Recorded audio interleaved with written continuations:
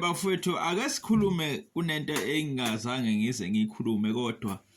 ehluphayo abantu abanga-understand le ndaba yemali kaRAF, le mali le etholwa abantu uma kuthothi kunama-accident kuthiwa imali yini accident fund,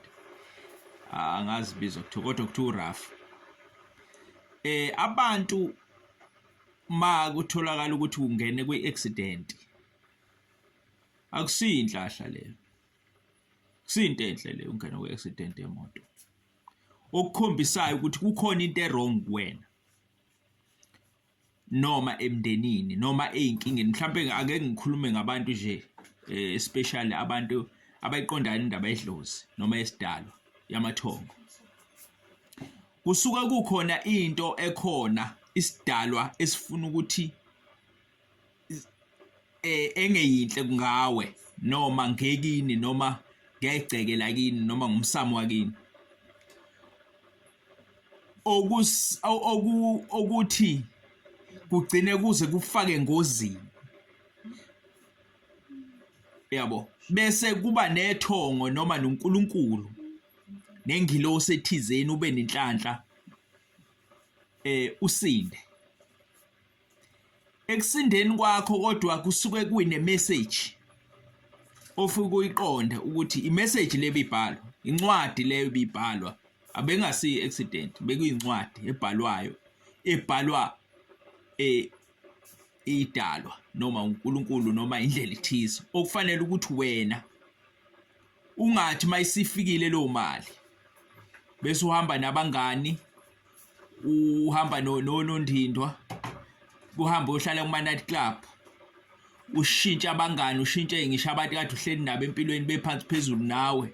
ukhohlwe yikini, ukhohlwe ukwakhe ekhaya, ukhohlwe ukubuka ukuthi ngoba imali ofanele usukume kuyona uyobheka ukuthi ngempela before uyidle le mali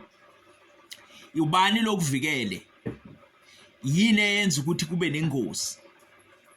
bese uzama ukuthi uthathe le mali ubheke ukuthi yini ongayilungisa, yini ongashweleza. Mhlawumbe kukhona icala elikhona emndenini ofanele ulishweleze noma kunomuntu omthile okhona emndenini